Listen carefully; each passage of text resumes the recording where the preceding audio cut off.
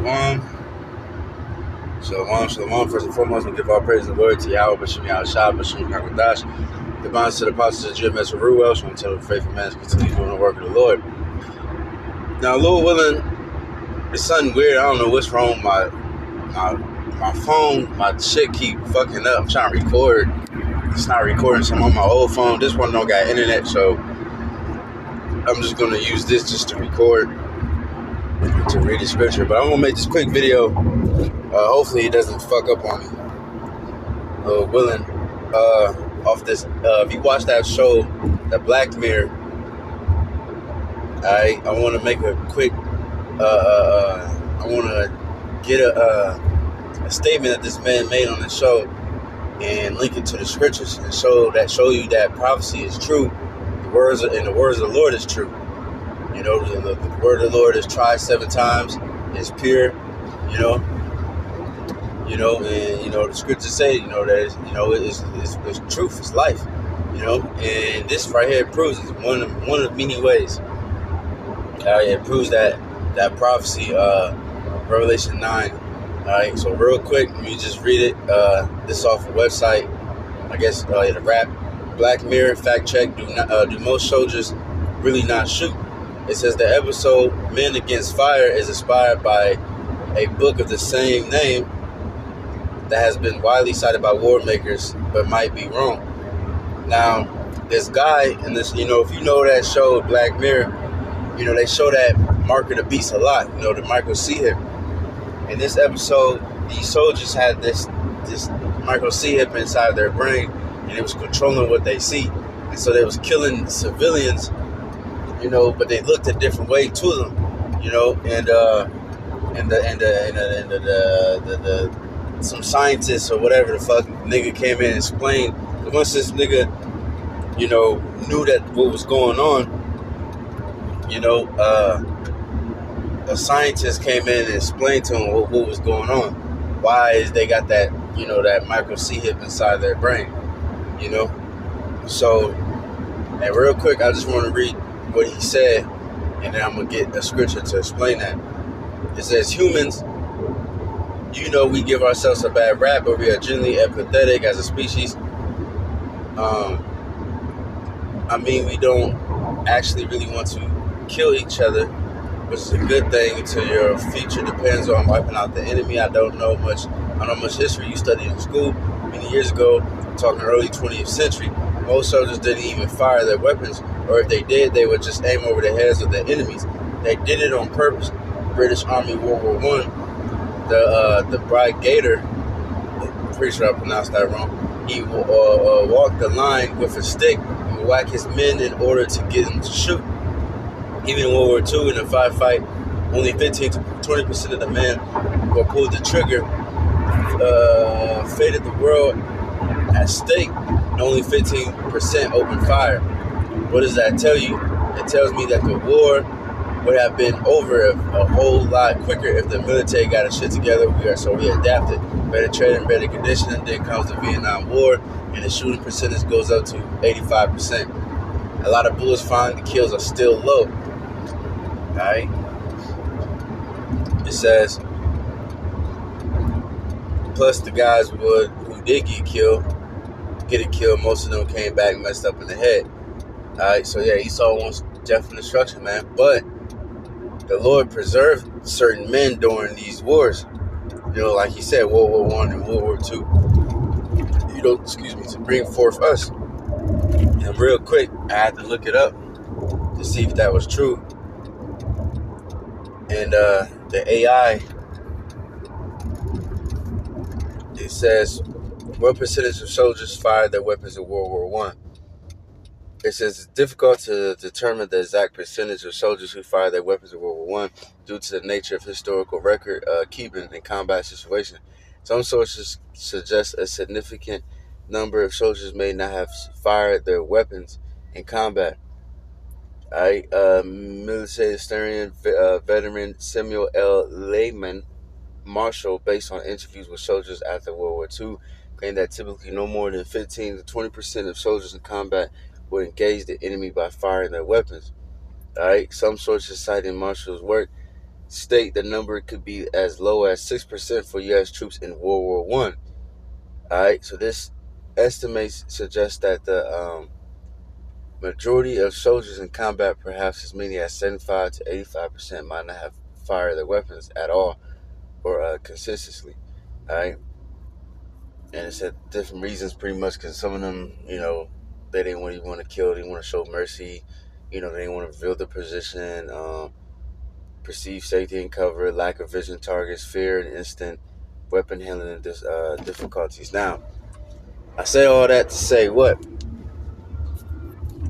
If you go to Revelation 9, it proves the scripture's true. You know why?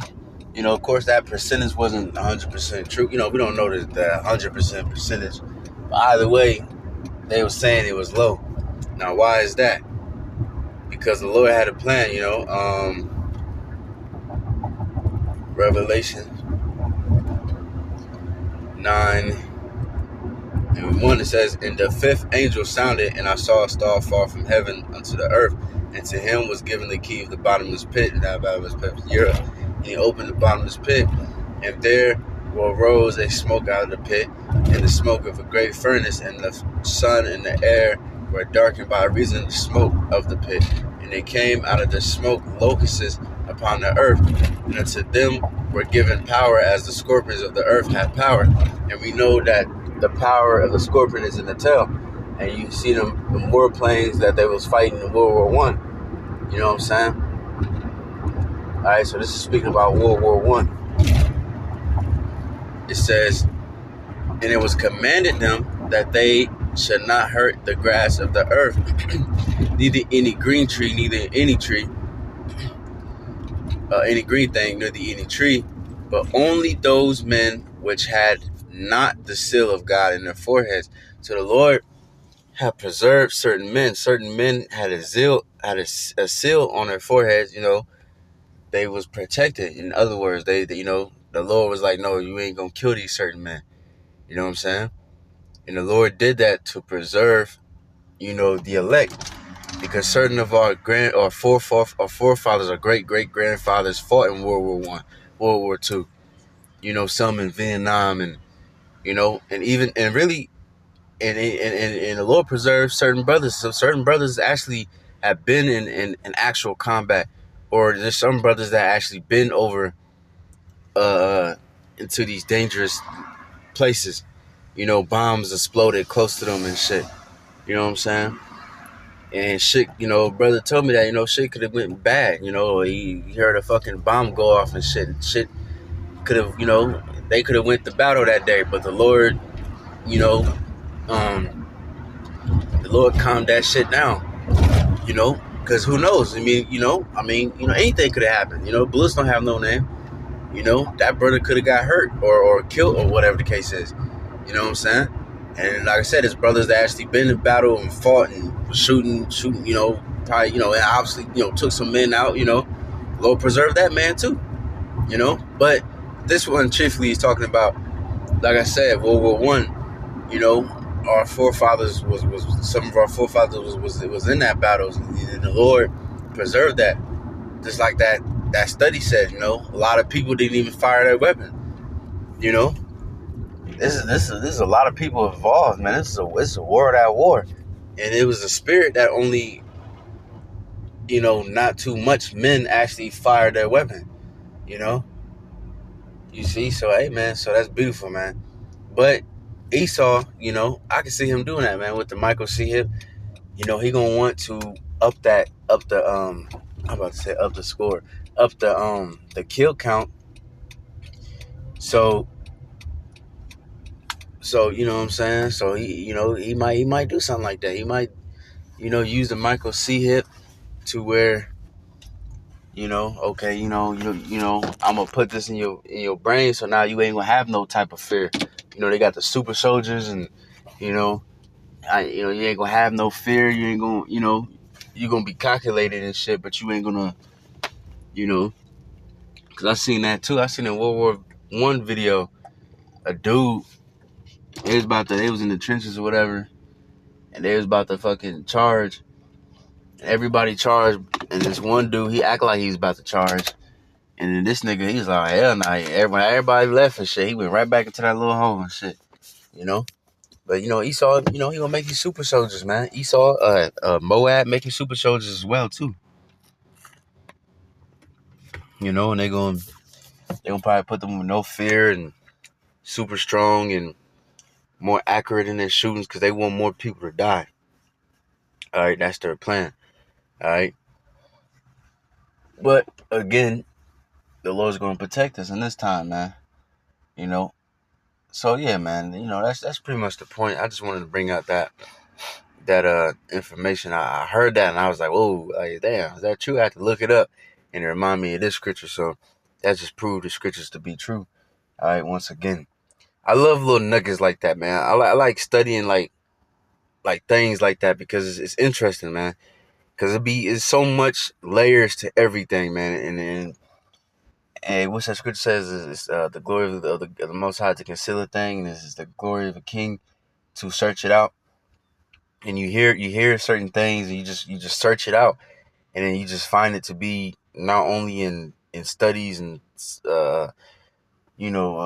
science and history and all these different things, but it's also in the scriptures, and it just confirms the scriptures even more. And one more other point too. I made this video a couple weeks ago about reincarnation. They say before, and especially after a major war, there are a lot of boys being born, and we know there's a lot more women on the earth than there is men. You know what I'm saying? But after a major war, there's a lot of boys, there's a lot of males, being born. And why is that? You link that with the scriptures, that's reincarnation. Because you think about it, in war, who the ones that mainly die is men. Because there's some women that fight in war, they trash, but now, I mean, there's a few women, whatever the fuck, I don't know the fucking numbers and shit. But, um, and there may be some civilians dying and shit, getting blown the fuck up and all that. But the ones that mainly die are men. And the Lord, He always, there's a plan for everything, man. So when after a major war, after World War I, II, all these different things, the Lord replenishes back the earth and brings back those sons, and pretty much bring back a seed, and the father, and then the father bring back the son, and so on and so forth, and pretty much that person comes back. You know what I'm saying? So yeah, man, a little cold, man. But anyway, that's pretty much the point. With that, hopefully it's edifying, glory, praise, and glory to Yahweh, B'Shem Yahshua, B'Shem Rakadash. Bounce to the process of GMS Ruel, shout out to our brothers in this work. Diamond say Shalom.